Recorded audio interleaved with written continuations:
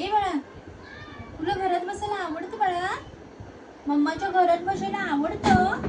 हा ए शोना, काय हा माझं सोनं छान आहे रे. घरात यायला पाहिजे, घरात मम्माकडे यायला पाहिजे. मम्मा बसेल तिथे बसायला पाहिजे, हो ना?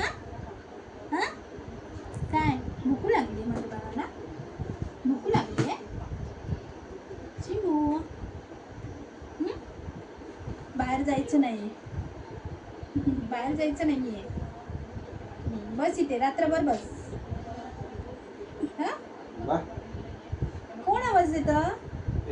पप्पा. कोण आहे? पप्पा आहे ना?